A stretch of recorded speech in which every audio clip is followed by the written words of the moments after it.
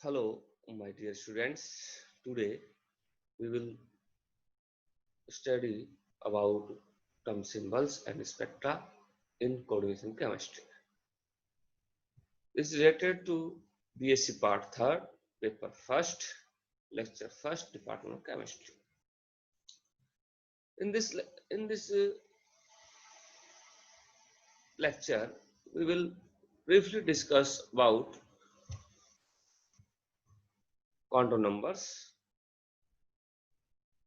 and the energy levels and the spectra related to metal ion and metal complexes. Before the study of these spectra, we have to study about term symbols. The term symbols in which we will take PDF as a notes.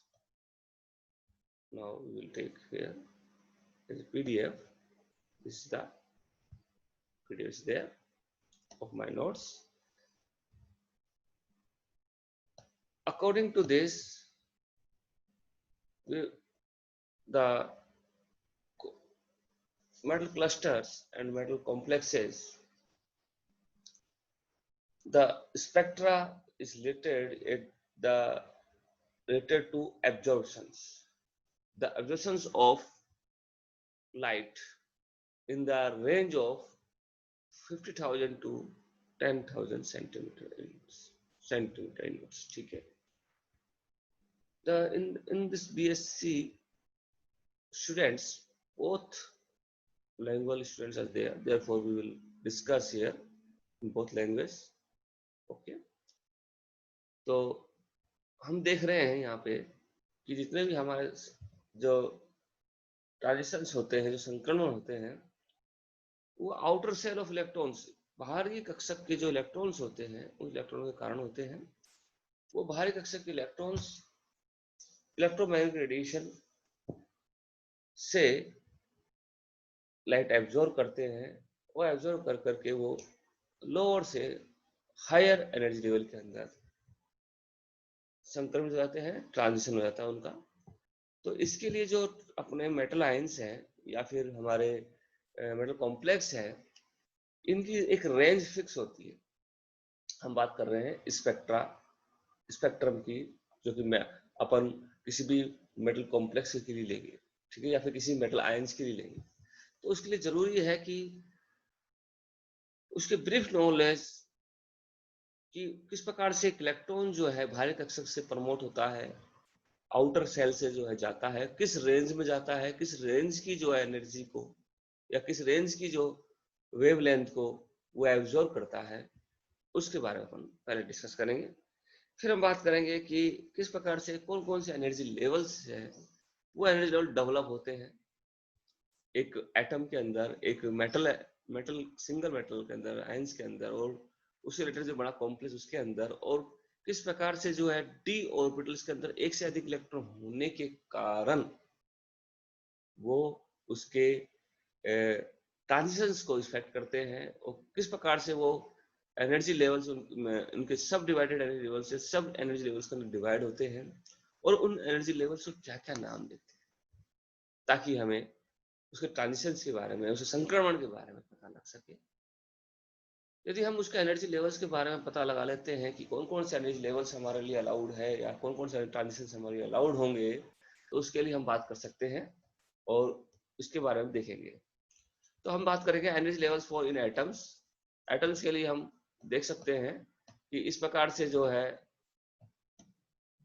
हम discuss करेंगे the principal quantum number, फिर बात करेंगे अपन azimuthal quantum number, यानी आपका मुख्य जो है क्वांटम संख्या है, दिगंशीय क्वांटम संख्या है, फिर चुंबकीय क्वांटम संख्या है, फिर आपका स्पिन क्वांटम संख्या है, यानी चक्रण क्वांटम संख्या के बारे में बात, ठीक है। तो we will discuss here before the starting the energy levels divided, how can we divided the energy levels in a complex in the metals. We will study, we have to study energy, how can develop the metal complex, metal ions develop, how develop its energy levels. Therefore, before the studies of this, we will talk about its quarter numbers. Okay, हम इसके study से पहले हम quarter number के बारे में बात करेंगे. हम जानते हैं 4 प्रकार की क्वांटम संख्याएं होती है: प्रिंसिपल क्वांटम संख्या, और एल्जेब्रिक क्वांटम संख्या, मैग्नेटिक क्वांटम नंबर्स यानी चुंबकीय क्वांटम संख्या, और चक्रण क्वांटम संख्या के बारे में बात करते हैं. हम जानते हैं कि स्मॉल एन से हम प्रिंसिपल क्वांटम संख्या को दर्शाते हैं, स्मॉल एल से एल्जेब्रिक क्वांटम संख्या या सब्सिडियरी क्वांटम नंबर्स या आपका द्विघात क्वांटम संख्या के बारे में बताते हैं. L = n-1 होता है. हम उसके बारे में देख चुके हैं, ये जानते हैं, पढ़ चुके हैं. और इसी तरह से जो है हम जो है बात करते हैं चुंबकीय क्वांटम संख्या के बारे में. तो चुंबकीय क्वांटम संख्या भी हमें बताती है कि जो उसकी रेंज होती है 0 ± L तक. ठीक है. इसी प्रकार से स्पिन क्वांटम नंबर जो होते हैं वो हमारे +12 -12 यानी क्लॉकवाइज एंटी क्लॉकवाइज डायरेक्शन में स्पिनिंग होती है, चक्रण होता है, उसके बारे में. ठीक है. द 3 जो सिंपल रूल्स इसके अंदर हम देखते हैं, एक तो L+L रूल होता है, एक हुंस रूल होता है, एक पाउली एक्सक्लूसिव प्रिंसिपल होता है. उसके बारे में हम बात करते हैं. ठीक है. तो फॉर एग्जांपल हम देखना चाह रहे हैं कि बोरॉन को लेते हैं, और बोरॉन किस प्रकार से जो है उसके अंदर कितने इलेक्ट्रॉन्स उसके भारी कक्षक में पाए जाएंगे, उसके बारे में देखते हैं. तो बोरॉन्स के भारी कक्षक के अंदर हम देख रहे हैं कि n = 2 मिलेगा, L = 1 मिलेगा, but different values of magnetic field की वैल्यूज जो है डिफरेंट है. ये बोरॉन के अंदर भारी कक्षक के अंदर एक इलेक्ट्रॉन है, एक इलेक्ट्रॉन पाया जा रहा है. वो एक इलेक्ट्रॉन या तो क्लॉकवाइज हो सकता है, एंटी क्लॉकवाइज उसकी स्पिनिंग हो सकती है, चक्रण हो सकता है.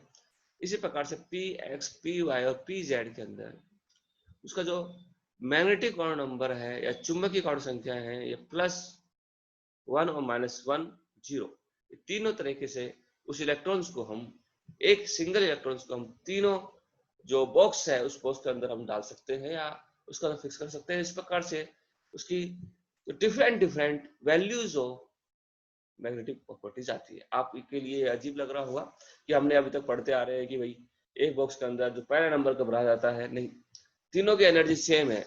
p ऑर्बिटल्स के तीनों की एनर्जी सेम होने के कारण तीनों के अंदर इलेक्ट्रॉन भरा जा सकता है, एक इलेक्ट्रॉन बोरॉन का. इसी प्रकार से हम कह सकते हैं कि 3 तरीके इसके अंदर जो है सिम्टम्स या तरीके होंगे. उन तरीकों को हम अगले उसमें देखने की कोशिश करते हैं. तो उस तरीके से अगर हमारे पास मैग्नेटिक फील्ड अलग अलग है और उसका चक्रण फील्ड भी अलग अलग है, तो ऐसी कंडीशन में हमारे पास एक इलेक्ट्रॉन को भरने के लिए हम 3 तरीके इसके अंदर भर सकते हैं. यानी कितने तरीके से भर सकते हैं एक इलेक्ट्रॉन को?